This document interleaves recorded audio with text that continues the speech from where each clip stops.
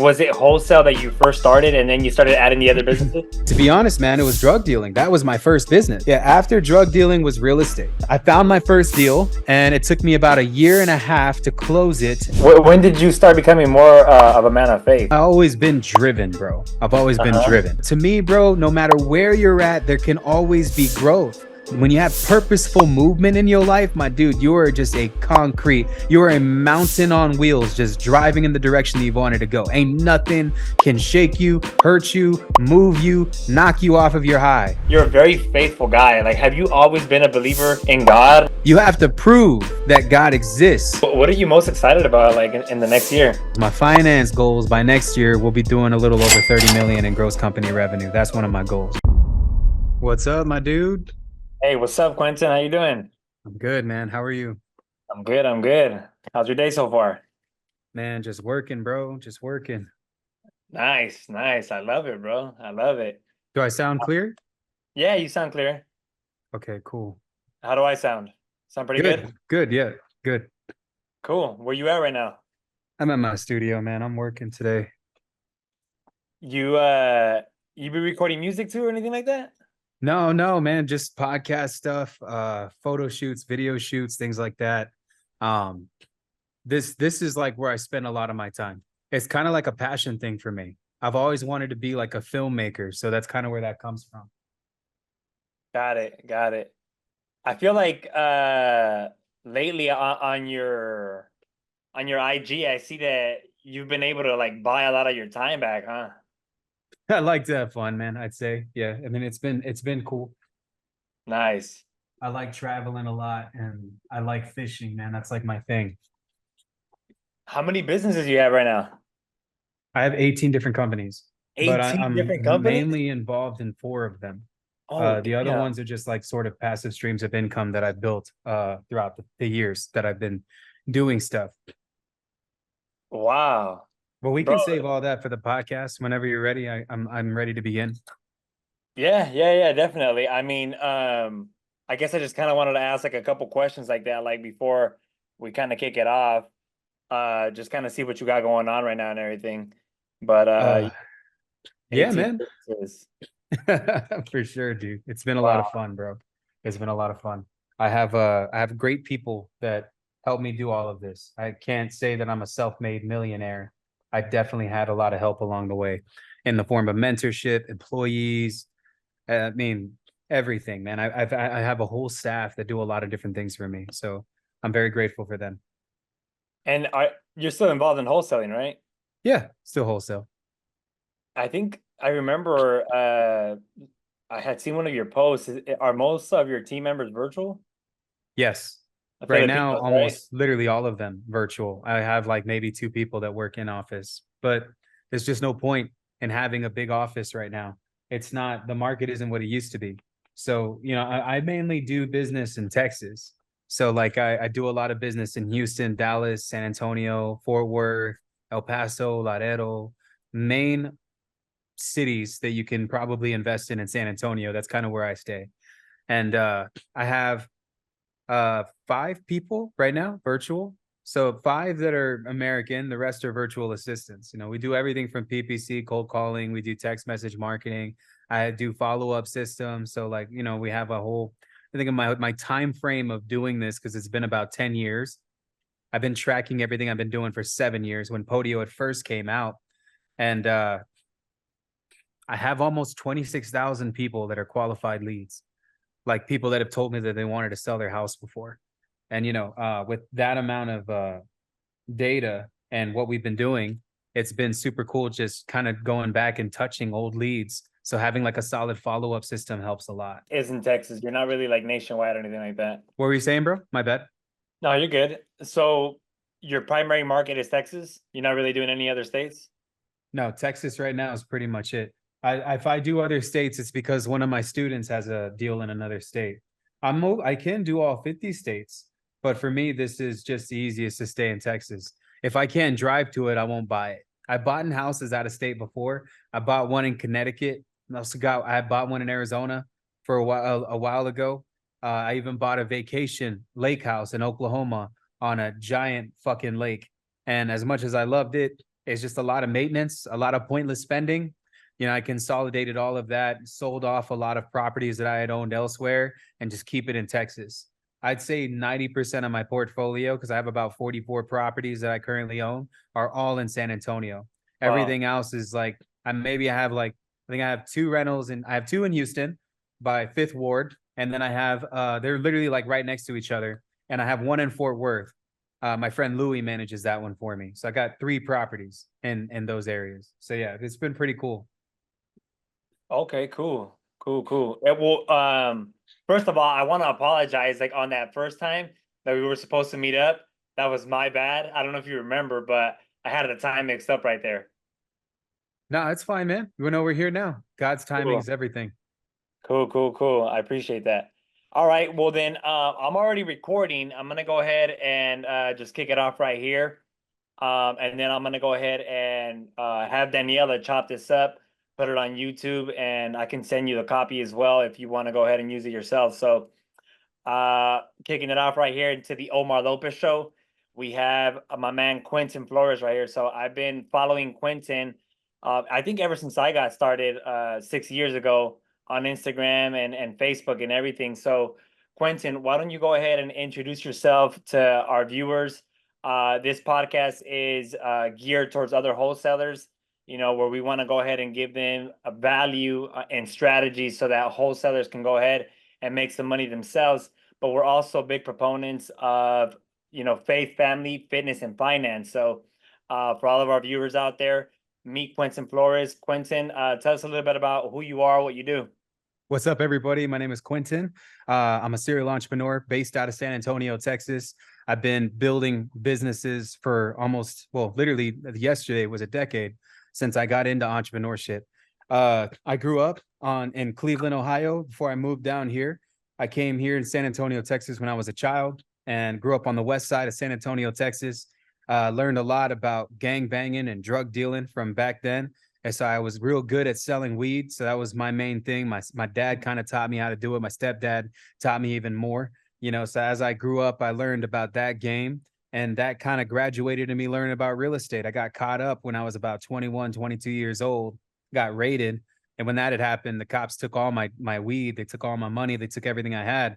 Uh, I had then the girlfriend that I was with, she had told me that she wanted to go and, see me out because I was supposed to go to jail for a little bit. When that had happened, I decided that I would take her to a music festival in Dallas.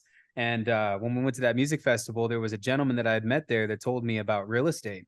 And that was the first time that those words were ever spoke to me. He said, "Wow, man, so you're a drug dealer, you'd be a great real estate investor." I said, "What?" I didn't know what that meant at the time, So I didn't even know what real estate was. And for you guys that know that, like that might not know a lot about me, man. I don't have a GED. My education is at ninth grade level. Only reason I even got to high school was because of middle school. I grew up fighting and getting abused by my father. And I always say that like I'm a product of that. At some point, it was a point where I realized that I was just, my father may have not have been the role model that I had wanted, but he was the role model that I needed because he taught me how I would never want to be toward my own son, and as I've grown up and I learned a lot about business and mindset, and I've gotten a chance to do all that internal work, going to all the conventions, meeting all the great people. I've gotten a chance to speak and share stages with individuals like Ed Milet, who I saw that you had on your podcast at one point. Super cool, man. And the clever investor, Jamil Damji, Pace Morby, almost every relevant influencer slash real estate investor that's in here making content, I've gotten a chance to share a stage with at some point. And so it's been a real blessing getting into the real estate game.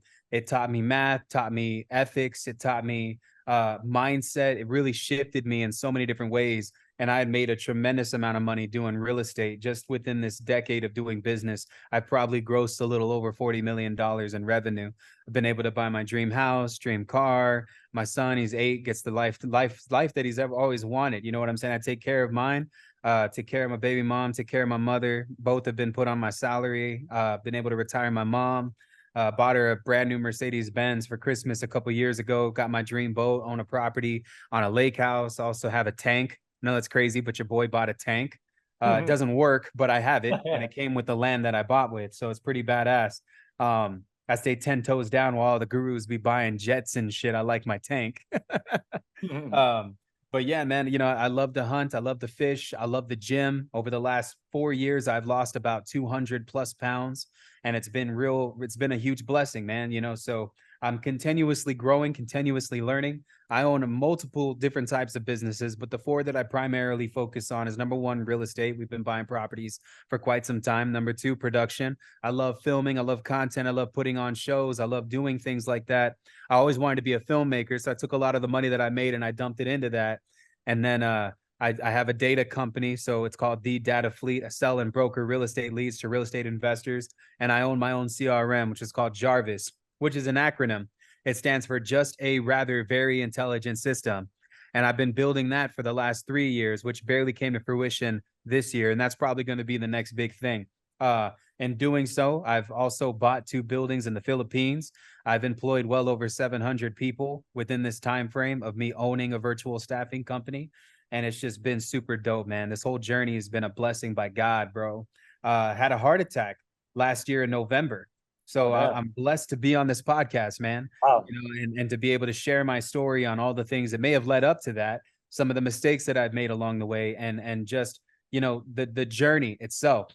I'm a firm believer that the pursuit of happiness isn't an end all be all place.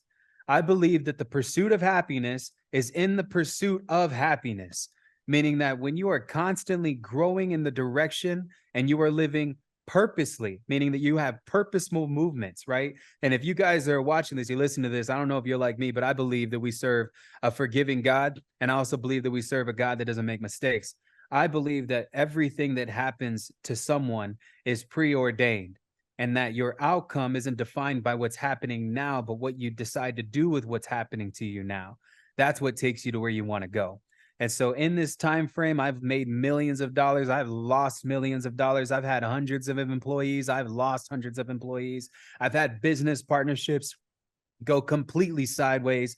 I've had relationships go sideways. I've had a lot of things happen where I've had to pivot and recreate things and continuously grow, right? And so in this time frame, I've learned a lot. But every single thing that happens to you, and if you're watching this and you're listening to this, you've had half the life that I've had, whatever you've gone through, everything that is happening right now. And if you're in a dark place and you're hearing this for the first time, this is for you. This is so that you can grow and become the version of yourself that you've been wanting. And so, yeah, man, I got a lot of stuff to talk about today. And I'm very grateful, Omar, for having me on this. Like I said, this is a blessing by God. And I really appreciate you having me on your show. But that's me in a nutshell. Wow. Wow. Well, look, bro, honestly, I want to dive a little bit more into your story. I don't want to make this sound like repetitive. You know how sometimes you jump on an interview and people will ask you about your story. I'm sure you've spoken about your story like hundreds of times, right? And in this podcast, I typically like to cover like a problem or a challenge that I see wholesalers have, and we can get into it in a little bit, but I'm genuinely curious about like some of these like tough times that you've been through, like because I mean, let's talk about that a little bit. Have you always been about faith? I'm kind of curious on that. I feel like you're a very faithful guy. Like, have you always been a believer in God, like, and where you've kind of had that higher power? No, not at all. As a matter of fact, the exact opposite. When did you start becoming more of a man of faith? uh Last year, bro. Last year. And you were still able to accomplish all these big things in the last 9 years, and without Man. like, Yeah, well, I mean, I always been driven, bro. I've always been uh-huh. driven, and I just didn't realize where these gifts were coming from, if that makes sense. Dude, I mean, I have Satan tattooed on my back, bro. That's Are how you crazy this kidding? is. No, I'm not kidding. He's like Holy right here, shit. literally right here. Yeah, man. I was really messed up when I was a kid, dude. I was getting into fights all the time. I was gang banging. I was robbing people at gunpoint. I got jumped multiple times, robbed two at gunpoint. I've had a shotgun barrel pushed straight into my head, bro, while I was laying on the ground getting all my shit stolen from me. I come from that, dude. I come from that, and I'm all right with talking about it, but Yeah. um yeah, it wasn't always like that. The faith thing is something that you find over time. And I always say this, we like God, bro. God is a gentleman. you have to let him in. And that's the reality, bro. And so for me, I just always felt that everything that I had ever accomplished was me, me, me, me, me. And I Mm. never really realized the power in submission. And I don't mean like submitting to people. I mean submitting to him. That's different. You know what I'm saying? And allowing for God to move into your life is a fearful way of living. And I love it, you know, because I'm God fearing, but being God fearing makes me fearless because there's only one thing that I fear now. And I know that sounds crazy, bro, but there's been a lot of growth, man. This pendant on my chest, this used to be a house, a big house, and diamonds with VVS diamonds in it. And I loved it because to me, it was a symbolization of what I stood for. And I thought that real estate was going to be the thing that was me, that would Oh, so make you had me. a house as a chain. Yeah, I did. And when I got rid of the house, I replaced it with this, bro. And I gave my life to Jesus and was reborn, bro. Really, truthfully. And you know, I hate to say it, but it barely happened in November of last year. I've always been around the idea that God was amazing, but I didn't really believe it until I started doing the research. One of my favorite passages in the Bible is a verse in Matthew's, and he says that faith is in the evidence, meaning that faith is in the evidence of things that can be proven but cannot be seen.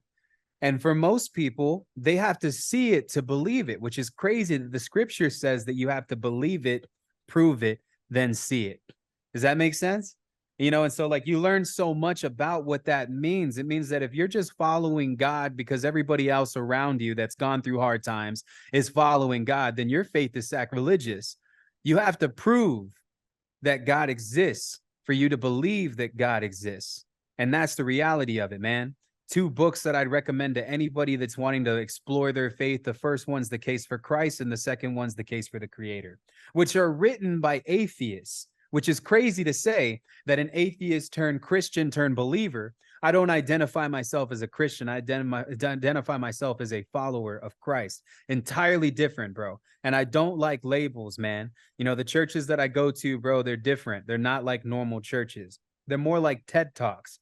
And I learn a lot about life and about becoming a formidable man, which I believe that a man is subjective to his beliefs and what he surrounds himself with, but obedience is everything.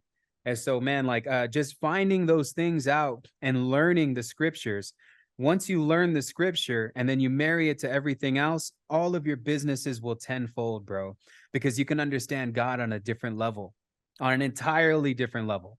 Yeah, I'm telling you, man, like once I invited God into my life, every single thing started to go right for me. You know, I stopped having anxiety attacks. I stopped having doubt. I stopped having no faith in the things that I was trying to do. I stopped messing with things that didn't add on to me, bro, like masturbation or strippers or porn, all of these low vibrational things, man. And I didn't realize that I was a slave to those things at some point in my life, even food and habits and my relationships, man. I was only hanging out with people that had a lot of money, and they were not the type of people that I wanted to be like.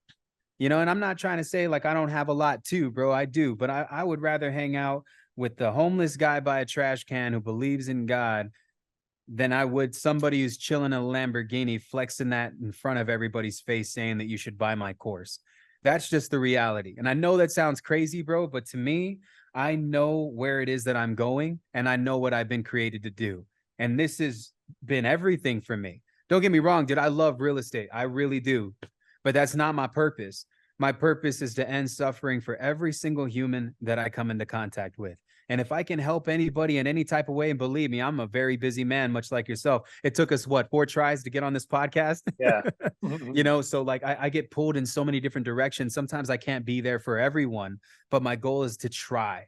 You know what I'm saying? And so like uh, in everything that I do, bro, I serve and I serve very well. And I serve what I believe God is pushing me to do. I don't know, man. You know, and the goals have changed. The goals have changed in that time frame. You know, my goal is still to one day be a billionaire. That's definitely up there. But this other goal is much more meaningful for me. And I know that if I can help more people and reach more people and spread the message of the love of Jesus Christ and the love of God, I know that I'm living and walking within my purpose because God gave me a second chance at life when I had my heart attack and they stopped my heart and brought me back. And so I truthfully believe after seeing what's on the other side that there's something that's there. And man, the science is irrefutable, bro. The science and math is the closest thing that we can get to the handwriting of God. And once you understand that and you can put the pieces together, everything else comes into place. A lot of people that I know of, man, they're just running through business, doing all this shit, all this roo-ha, well, whatever, man. Like none of that matters if you don't have faith, dude. Faith of a mustard seed can move a mountain. And having faith in and not just yourself and what you're capable of doing, but having an actual relationship and a connection with God will take you to places that no relationship on this world, human relationship, can ever get you, dude. Can ever get you.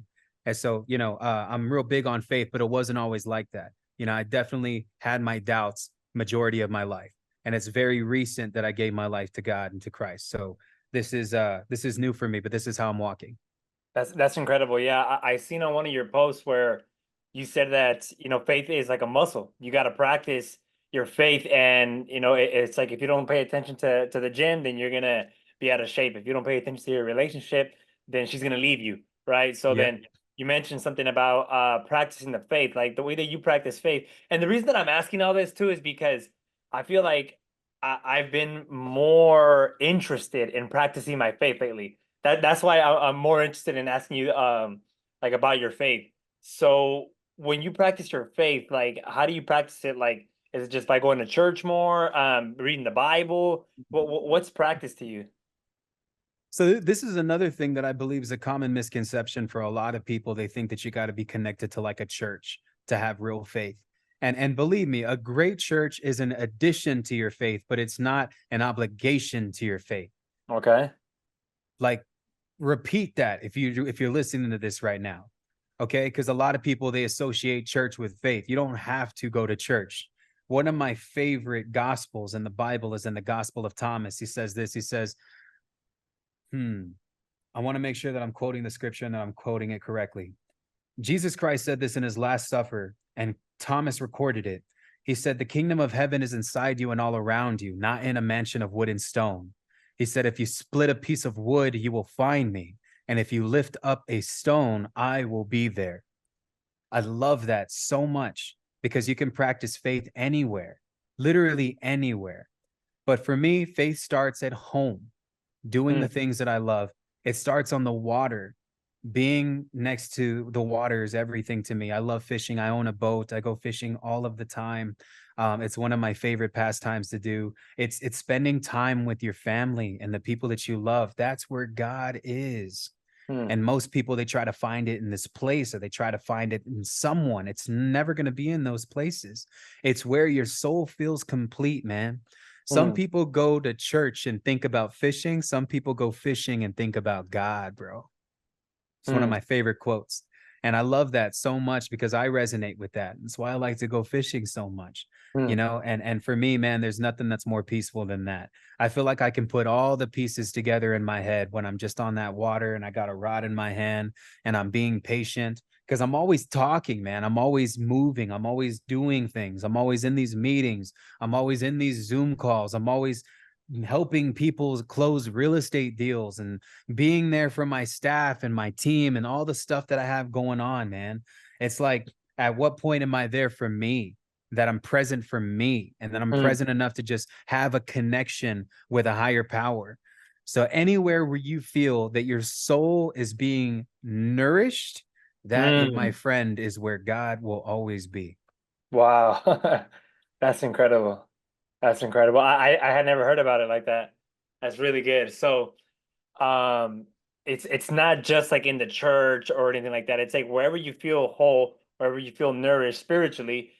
For everybody, it could be a little bit different. For you, it's in fishing. So we just have to find ourselves like, where do I feel nourished, and just keep practicing on that. Yep. For me, Yeah. man, I mean, it's even in the gym, bro. It's even in the gym. I spend probably 5 to 6 days out of the week in the gym just Mm. working on myself, man. And that's one of the best places that you want to be. You always want to Wow. be working on yourself. Like wholesaling is so easy, dude. It really is. It's one of the easiest things that I've ever done.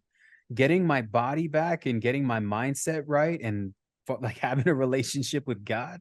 hardest things that I've ever done in my whole life. And for some people, those may have been the easiest things. But man, I mean, I had made millions of dollars, bro, before I ever fully believed in God or surrendered into any of those things. And I had made multiple eight figures in the business doing things that I felt were advancing me. But I had left out a very important piece, bro, and that faith piece was everything. And so I believe that when you choose to have a relationship with God, it should be at a time frame when you feel it necessary. Because again, God's a gentleman. You have to let him in. So sometimes you have to go through something traumatic to feel that. You know, like Mm. for me, it took a heart attack, bro. It took a literal heart attack to just whack me in the head real quick and let me know, like, Wow. Q, you got to wake up. There's something that's bigger than you that's moving right now.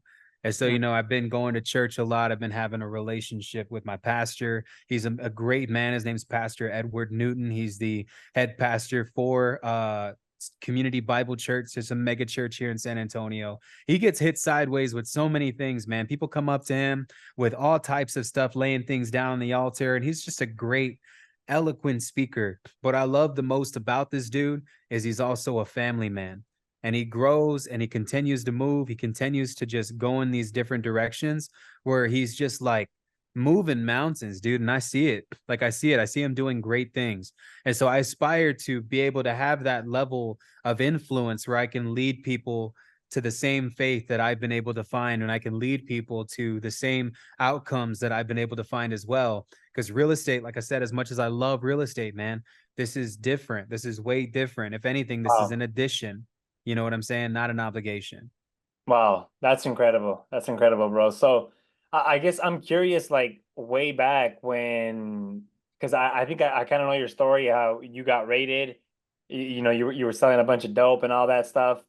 I mean, during those times, you must have had like some dark moments, right? Mentally, where you kind of had to like get into real estate. Like, I want to know about that, bro. Like, how did you break out of that cycle?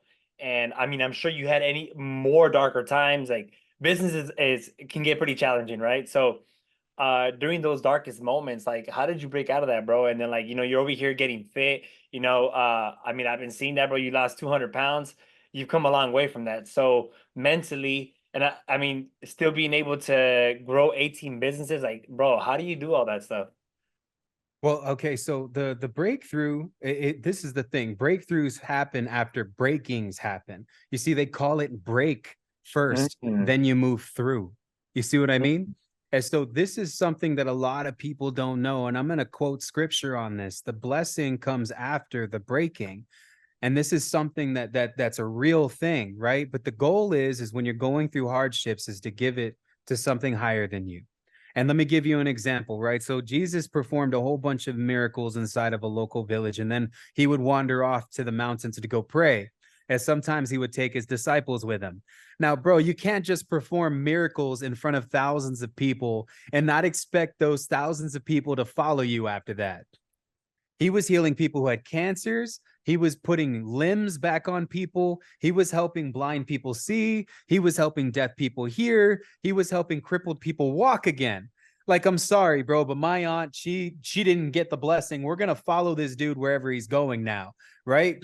And so Jesus wandered off, and the entire village followed him. I'm talking about 3 to 5,000 plus people, right? They all followed Jesus.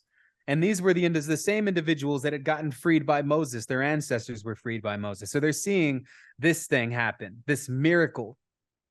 And so Jesus turns around, he's chilling with Simon Peter, one of Christ's disciples. He had multiple disciples.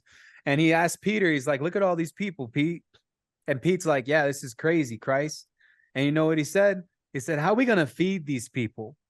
Could you imagine if the Son of God, which is basically God embodied, asked you how you're going to solve a solution? Like, bro, I'm human. You're the one who's the miracle worker.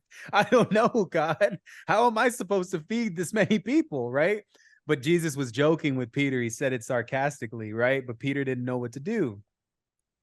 Peter had a nephew that was there, little boy, who ran up to Jesus because he overheard what Jesus said. And you know what he had? He had 5 barley loaves and 2 fish, bro. Barley loaves are pieces of bread that are like this big, dude, this big.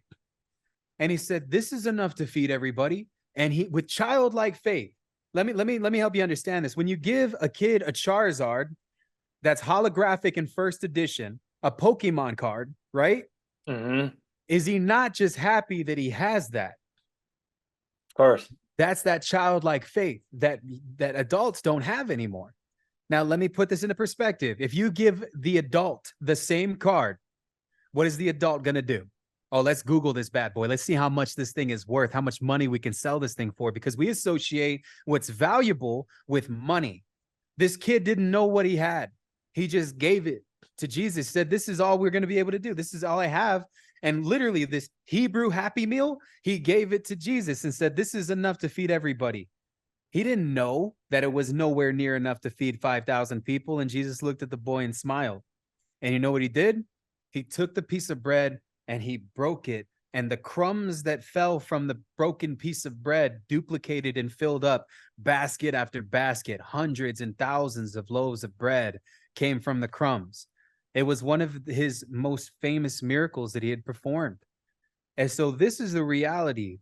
When you have a problem or a situation, but you have childlike faith about it, and instead of looking at that problem like, woe is me, and you look at it like, God, you are gearing me up for something amazing.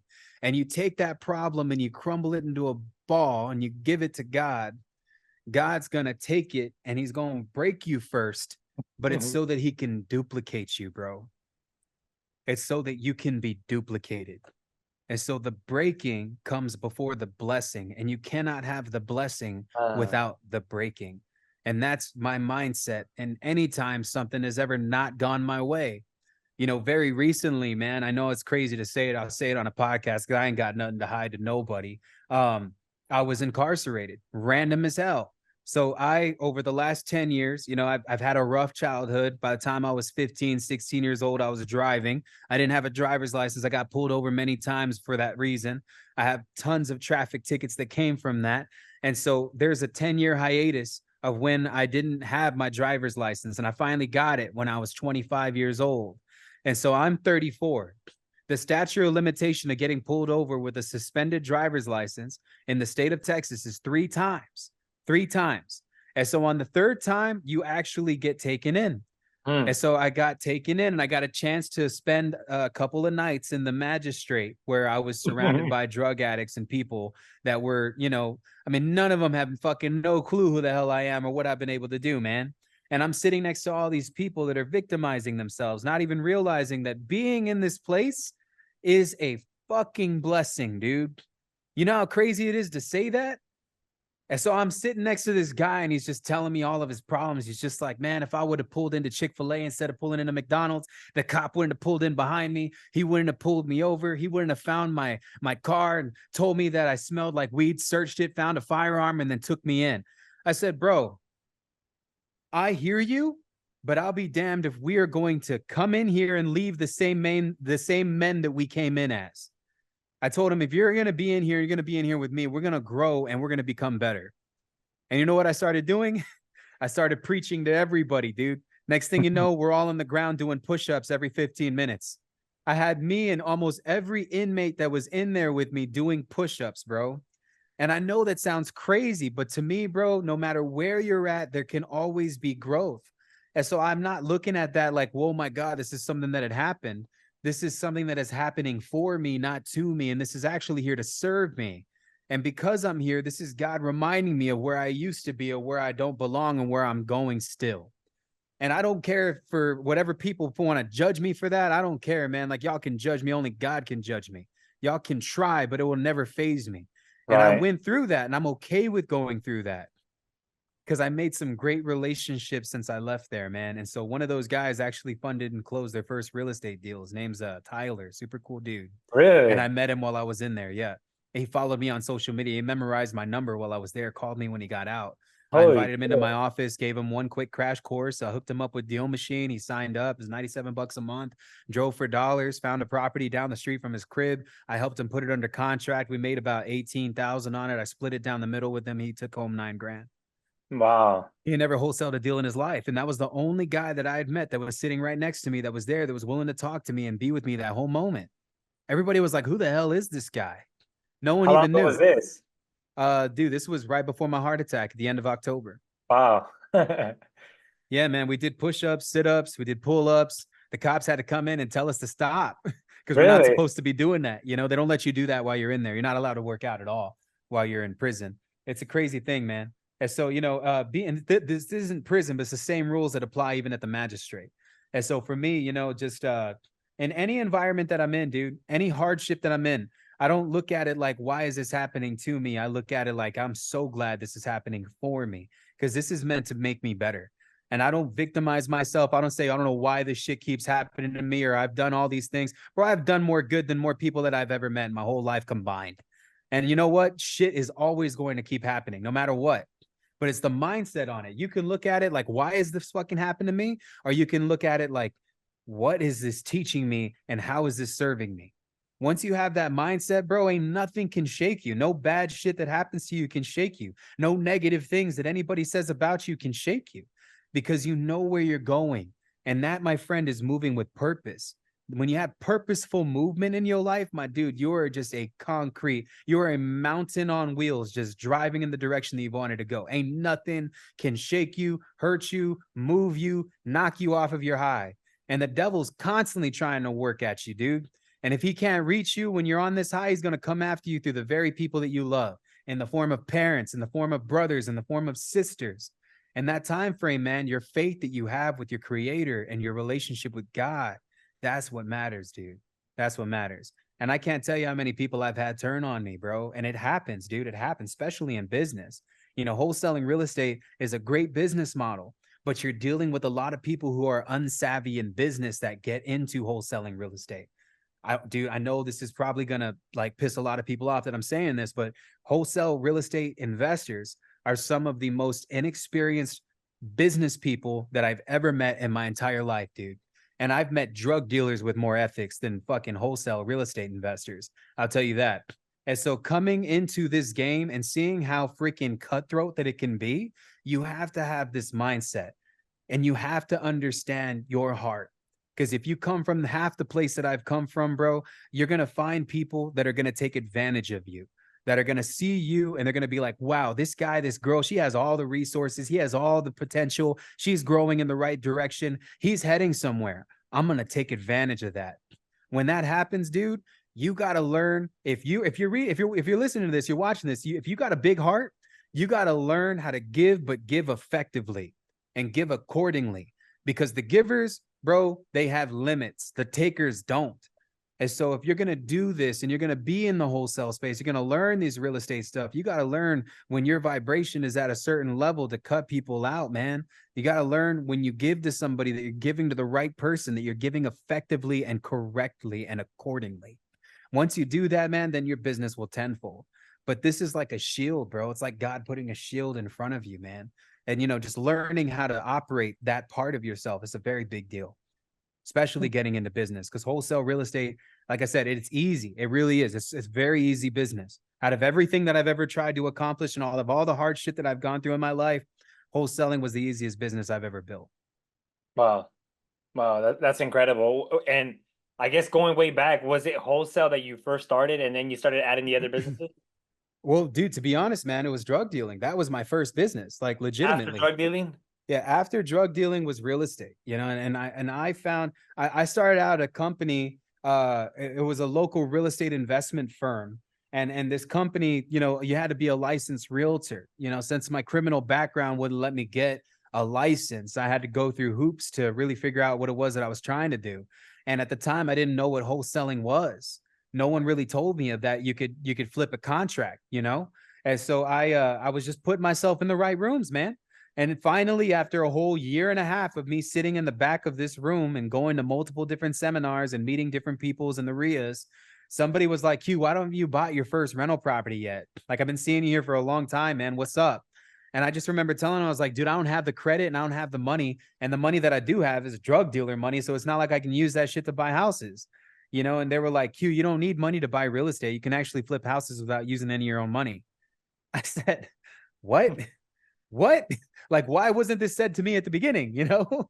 And so finally, I got a mentor. His name was Chris Gadio. He's a good friend of mine here in town. He owns one of those food chains. It's a cheesesteak place, Charlie's Cheesesteaks. They're inside of malls, man. He owns like two or three of them. And he was the first guy that ever told me, he said, you know, dude, you can wholesale. And I said, what do I got to do? At the time, I'd already been doing it. I was bird dogging for properties, and I tell investors about houses that I was finding, and they pay me $1,000 per property, not even realizing that I could have tagged on like a 15, 20K fee on the other side of that. So I found my first deal, and it took me about a year and a half to close it. And it was 2015. I made a little over 2,100 bucks, and that was my entry into this. That changed my life, man. For a lot of people, that $2,100, that might not be a lot of money, but to me, it was everything. It was the truth that I needed, that this could actually work, because everybody in my family was doubting me. You know, my baby mom was like, you're Wow. about to be a dad. You got to stop selling drugs. You got to do something or figure out something. Wow. I was already filling out applications, not even knowing where I was going to work. I've always been good with my hands. So I said, you know, maybe I'll just do construction or something, because I'd done that before, you know, carpentry work, working on houses, things like that. I've been able to do that before. And just trying to figure out where it was that I was going to go. I showed it to my brother. My brother said, Q, you do it. And I might do it when you do it. I told my sister, who's always been like me, a hustler. A big sister. She's a very big part of my growth too, man. She was kind of like my mom growing up. But even her, she was like, this just sounds like a scam.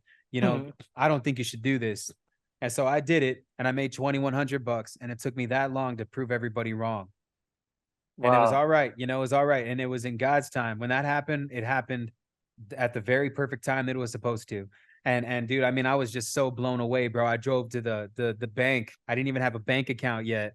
I was 25 years old. My first bank account I barely got 7 years ago at 27. You know, it's crazy to think about that, man, because I've had bank accounts with like 20 plus million in them now. It's Wow. insane. Yeah, it's insane to think about that. I'm not saying that I have that right now, but I've had that, and just payroll and outgoing money and money coming in and just all kinds of stuff, man. It was crazy, you know, some of the stuff that I've been able to do. But just going into that, you know, I'm very discerning with it. Like, I understand God give it, God take it away. And that has also happened to me too, you know? So it's like, as I've grown in the business and learning different aspects of it, you know, that it was that first check that made the idea that I could even be successful in this business real. And I'll never forget it, dude. I drove to that bank. I was listening to this song called Got the Life by Korn, one of my favorite bands. And I was just headbanging, dude, jamming. I finally got to the bank and I tried to cash it. Man, that lady was like, I got to go and check to make sure that this is legit. I was like, I was about to hop that freaking teller, bro, and tackle that lady to get that money back, man. And, you know, she came back and she asked me if I wanted hundreds, 20s, fives, tens. I said, make it a salad, man. Give me a little bit of everything. Ah. And this was my first time, bro, ever making legit money like this, Wow. like a check that size. You know, my biggest checks were from when I was working at Jack in the Box, maybe like 350, $400, getting paid $6, 575 an hour, man. You know, and like looking to where I'm at now, like in this place, in these opportunities and these people that are just flowing to me, is crazy, bro. It's crazy. Cause that's where I come from. You know what I mean? And now, having closed my first real estate deal, I knew that everything was possible now. And dude, I mean, it didn't even take me that long. About a month later, I closed another one, and that one was about 5 grand. And then my second one was 10. My third one was 10. And that was right before Christmas when my son was already born. And I gave him the best Christmas. I think it's still today my favorite Christmas was Wow. 2016. And then 2017, I made over $1 million wholesaling. Just 2 years in Wow. the business by myself, no systems, no team, no Really? nothing. You didn't have a team? Did you have a small team or anything at the time? Nothing.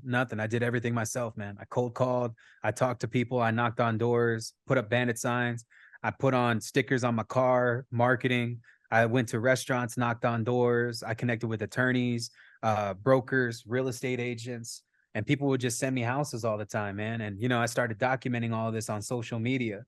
And so my third deal, my third, no, I'm sorry, my fourth deal was a $300,000 assignment fee. And that was the one that changed my life, man. Uh, Holy shit. it was a What big kind of ass a deal was apartment that? complex. It was a 20 unit. So I put it under contract for 800K, and I sold it for 1.3. I had gave one of my guys who brought the buyer to me 200 grand of the assignment fee, and I took 300. And then that one, there was a bunch of homeless people in it, man. And the buyer got pissed. He told me that he was going to call the cops on me for selling him a bunk deal. Dude, you tell someone like me who's been through that shit that you're going to call the cops on him, man. I'm not trying to fucking go back to jail, bro. You got me fucked up. He said, get the homeless people out or I'll call the cops. Boy, it was like the 4th of July, dude. I went to all of the fireworks stands. I got a bunch of smoke bombs. I went to Dollar General and bought a bunch of insect and roach bombs. And I bombed that whole fucking apartment, dude. I threw everything in there. And you just see a bunch of homeless people running out of it. And I'm not saying like that's the best way to get people out of the house, right? Just for future reference for you guys that have crackheads in your home, if you want to get a crackhead out of the house, you simply put crack outside of the house and by nature they'll navigate to it. I'm kidding. Don't take my advice. But when it's something like this, I didn't know what to do. And I was really just like afraid that I was going to go to jail. So I did what I felt was necessary. When I walked out the front yard of that property, Ken's 5 Eyewitness News was there interviewing people that were doing construction at a nearby, it was like right across the street, a nearby grocery store. And they were talking about the gentrification of downtown San Antonio in this specific area. They came up to me and they asked me, said, who are you?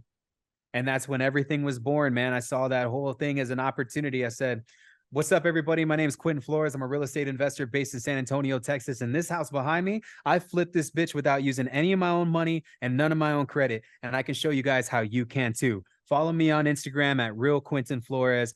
Message me on www.quentinflores.com. I love the chance to work with you, network you, all that stuff. That was like the new thing. That was my persona. That was my chance to put myself out there.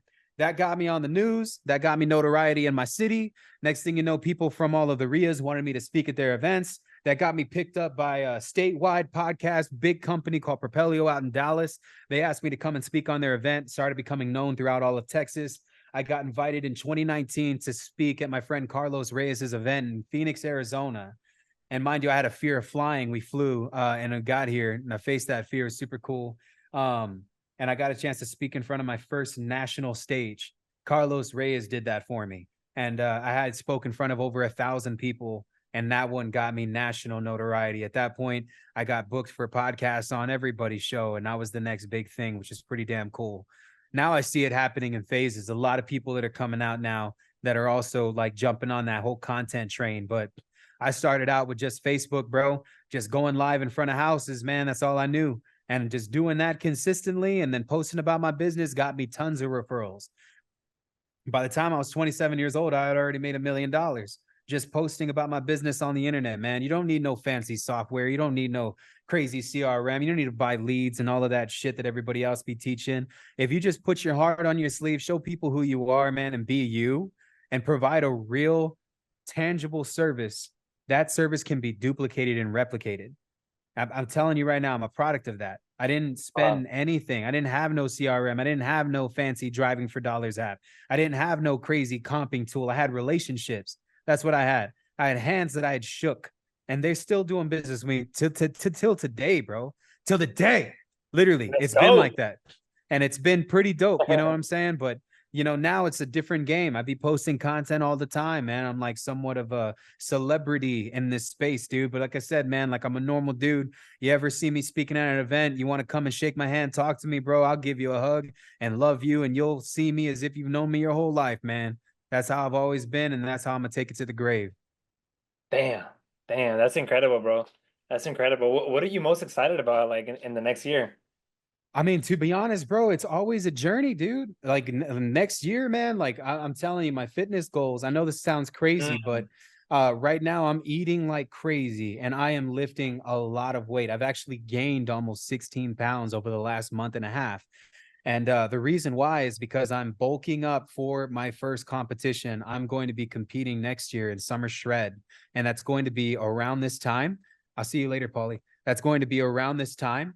I plan on flexing on stage with all of my loose skin, showcasing my body and what I've been able to build for myself in front of thousands of people.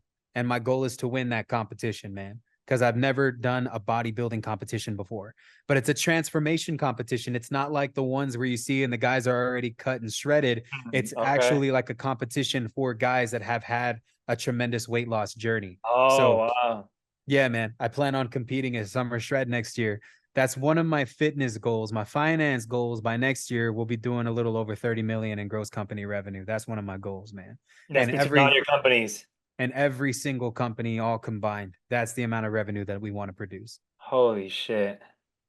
That's incredible, bro. That's incredible. Thank Wow. you. Yeah, no, I mean from 10 years of being in business to grossing 30 million, I mean, I'm sure you're gonna do it and I'm sure you're gonna win that body competition as well. Yeah, man. I'm real passionate about my faith and about my fitness, dude. Those are like two pillars that I stand on. So, it's just been super cool, bro. Like meeting so many people in the same space. Like I have a lot of, as I switched my content and showcasing what I've been able to accomplish in the gym, I get a lot of fitness people that follow me now. It's fucking dope, dude. And a lot of them want to learn real estate. So I'm just like, I've been mentoring a lot of people, man. And I launched a coaching business 2 years ago with a friend of mine. I bought him out of it at the end of last year. And so I've been running it solo with a team in place and all of that, man. It's just been great. I have a little Coaching over for real 200. estate? Yeah, I have a little over 200 mentees in my program right now, and everybody's been closing deals, and we're just having a really good time, man. Wow. Like I said, like my purpose, dude, is to help as many people as I possibly can in any type of way, in any type of situation. Whether you just want to learn more about God, I'm there for you. You want to learn more about body and fitness and health, I can be there for you. You want to learn more about business and finances, I can be there for you. You know what I'm saying? Different types of investing strategies. You want to put away some money for like a retirement, like through real estate, you want to buy rentals that appreciate in value while you pay balances down and you build equity. I can show you those things. So it's a cool thing, man. Like I always just was doing the business, man. I never coached it before. If I coached it, it was like a one-off dude that was like, Q, I'll pay you 10 grand if you'll let me come to your office and you teach me everything that you know. Like legit, I still have people today that are like that. But to me, it's like, man, like I throw out so much free stuff on the internet, dude. If you can't get wholesaling with just the YouTube channel shit that I've done, and I got over 1,000 videos on YouTube. Google my goddamn name if you're listening to this, and you'll see that I've already thrown the game out there. It's yours for the taking. You know what I mean? If you want to pay me to coach you, I will. Don't get me wrong. But at the same time, it's already there for the taking. You could save that same money, put in the sweat equity. I didn't have no coach or mentor when I got in. I just had faith, bro. I had faith in an undying freaking drive to figure this shit out and get it done so that I could take care of the people that I love. If you have that same drive and you're listening to this right now, you don't need a mentor. You don't need a coach. What you need is to spend some time with you and really put your damn hands on the wheel and drive that vehicle in the direction where it needs to go. That's the reality. And so, man, there's just too much resources out there these days for people to have excuses. Because I know some people probably listen to this like, oh, fucking Q charges for coaching. You're damn right I do. Especially if it takes away from time that I could spend with my family and people that I love, time that I could spend on the water, times that I could spend being there for my son's football games and his practices, times that I could spend being with my family. If it takes away from my time, absolutely, I value my time and love myself enough to charge for it. And I know the value that I bring to the table. But don't make any excuses like, oh, fucking, I need Q to teach me. Because no, the fuck you don't. God gave you the same things that he gave me. That's the reality. If you shoot me, I will bleed. Same goes for everybody that's listening to this. God gave you every single thing that he gave me. It's not what God gives you. It's what you do with God gives you. That's your gift to him, bro. Man, I could tell that you're truly a go-giver. Like I recently seen one of your posts where you said, when the hell did it become normal for people to start charging on podcasts? Like I know some other people that charge to be on podcasts. You said if you ever want to have a wholesome talk, you know, uh, I'm not going to charge you. Hit me up. Let's schedule it in. So, and with everything that you're preaching on your Instagram, with your faith and your business and everything, I could tell that you're genuinely a good go giver, gentleman. Kind of like how you refer to God. It's true, man. The more that you give, the more that you live. For the life is measured by what they've been able to serve with, not what they've been able to get. Does that make sense? That And I does know make that sounds crazy, bro, but like it's the reality of it, dude. God's not going to look at all your possessions when you get to heaven. He's going to look at how you chose to live and give, not the wow. size of your bank account. That's incredible. That's incredible. Quentin, for any young aspiring entrepreneur, what is like the one message that you have? I mean, you've already given a ton of gems and a ton of messages for everybody, but what's the one thing that somebody can take away with, like an inspiring message? What should they be out there focusing on? What should they be doing right now? You know, man, one of the problems that I've seen, especially in the real estate wholesale space, is that there's just too many damn resources making all of you guys lazy. That's Mm, the reality. There's too many softwares, too many CRMs, too much data, too much advice. Follow one person and take it by the horns, man. got Ride it. that bitch like a bull into the sunset. You don't need 15 different mentors with 15 different types of softwares and systems, dude. You just need to focus on one thing and one thing only, I love that. having meaningful conversations with people that need your help. If you can do that and you can create a service that's going to reciprocate in value and that's going to grow, because when you do right by one person, that one person knows five people. The five people that they tell that you did them right by are going to bring you 5 levels of business. And that's the reality, man. And so don't let these softwares and systems make you so lazy, man. God gave you everything that you needed the day that you were born to be successful in this endeavor. So if you're watching this right now and wholesale is what you're trying to do, that's my message for you. And I hope that I'm speaking to somebody right now, man, because I promise you, it ain't nothing but drive from here. It ain't nothing but grit from here and mental fortitude. If you can just put your mind to doing this and seeing it through and using the things that God has already given you, you'll get there in time. I love that. I love that. Quentin, where can our viewers follow you? Where can they Yeah, find you? guys, y'all can follow me on Real Quentin Flores. I'm on all platforms, on all uh software system, whatever, guys. You could just Google Whatever you my want to name, call it. Quentin Flores. I'm all over the internet, dude. I really appreciate you, Omar, truthfully, man. And man, it's been a blessing, dude, to be on your podcast. And thank you so much for having me, bro. Truthfully, man, you're a great host. And I look forward to listening to this episode and the other episodes that you have as well. But I yeah, appreciate man, where it, can bro. my people that are watching this, because I'm gonna share this on my Facebook, follow you for your podcast, my dude? Absolutely, absolutely. You can go ahead and follow me on IG On at IG, Omar Lopez right there. the Omar Lopez. Let's get it. All Let's right, get bro. I appreciate you, man. God bless you, Omar. And everybody that's listening to this, man, I pray nothing but love and abundance over all of you guys. Father God in heaven, I want to pray over every single person that's listening to this podcast right now. I want to pray over your mindset. I want to pray over your faith. And I pray that God pushes away all negativity and anything that no longer serves you. I pray that He casts it away, that He casts it into the fire. And I pray that you understand that you have been gifted and that you have been given so much life and so much purpose, and that you utilize God's gifts. For what we are is what God has given us. What we do is what we give back to Him. And so I want to pray over your mindset. I want to pray over your family. I want to pray over your heart. I want to pray over your health. I want to pray over every single thing in this world that is meaningful to you. I pray that you find a will and that you find a way. And I know for a fact that we serve an unforgiving God, we serve a forgiving God, and we serve a God that does not make mistakes. And so I pray over all of you guys today, forever and always. In Jesus Christ's name, amen. Amen. Appreciate that, Quentin. Thank you so For much, sure, bro. brother. I'll see you soon, Omar. Hey, I'll see you soon. Let me know if there's anything that I can do for you, bro. Absolutely, dude. I'll talk to you soon, bro. All right, Take bro. Thank care. you.